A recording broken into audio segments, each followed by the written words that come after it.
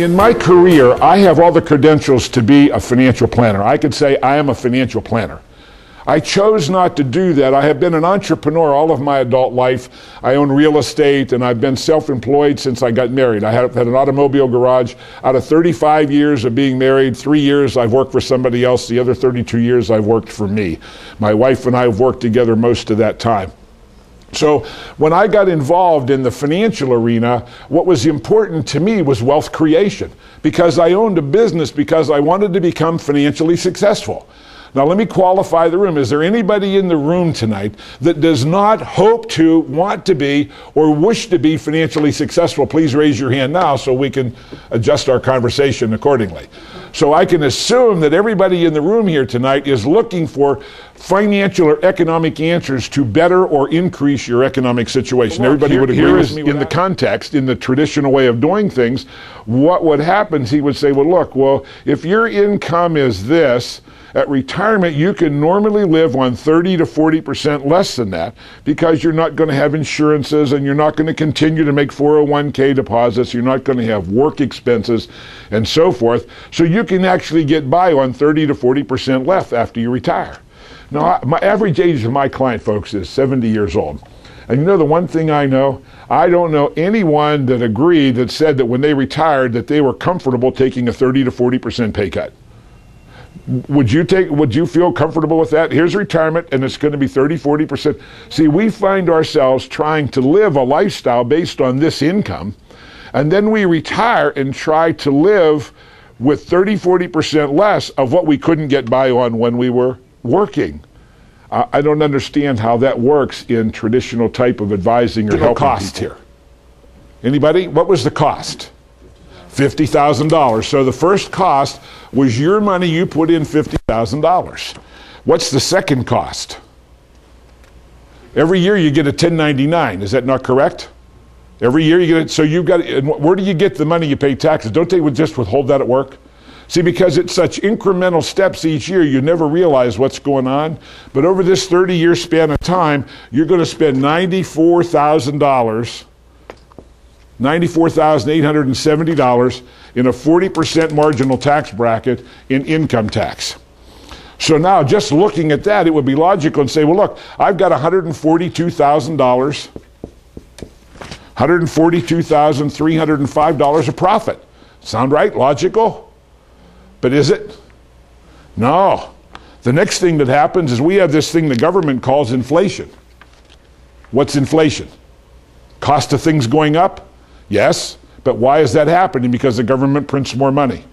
Right now, in the last 2 or 3 years, with interest rates so low, how much money do you think the government's printing and duplicating? Lots. So we're going to use the government's number. The government says inflation has averaged 3%.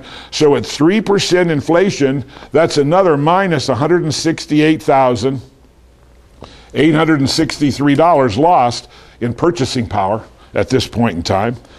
Now, assuming a 6% rate of return on that, we're going to adjust it for inflation, and we're going to give you back $121,000, because if we use inflation over a period of time, so we're going to give you back $121,000, because those future values are paid with deflated dollars in the future, so there's an inflation adjustment that goes on there.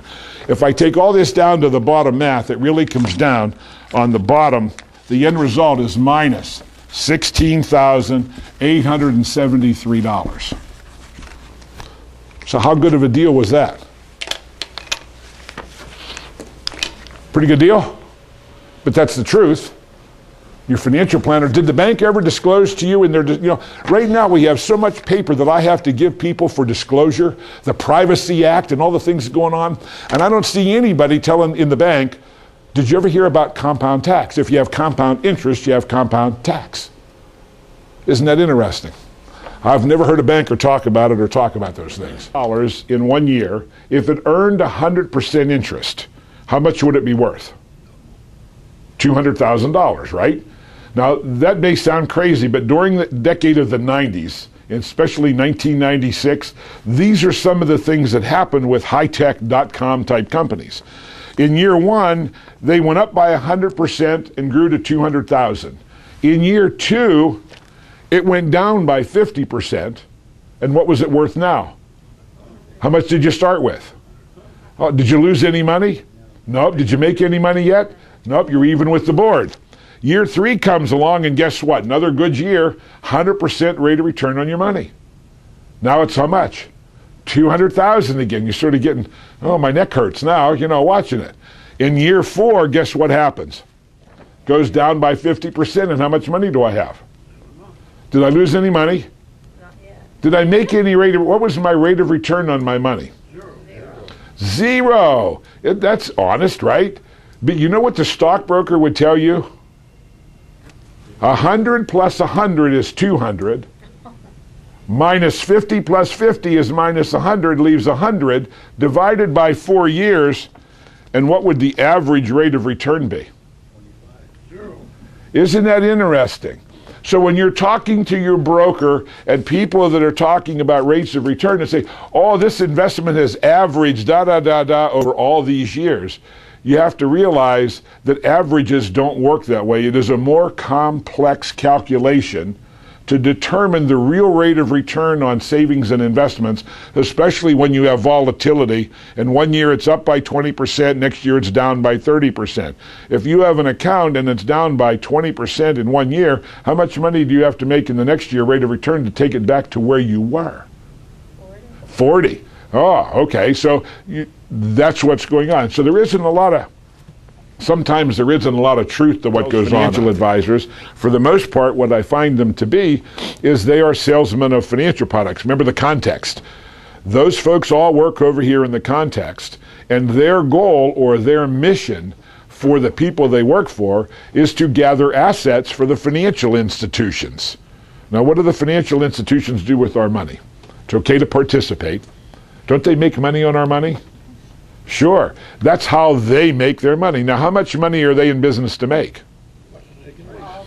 All they can make. That's exactly right. So sometimes when we look at the advice we receive, we have to look, is this really in our best interest, or is it going to be in their best interest, or more or not?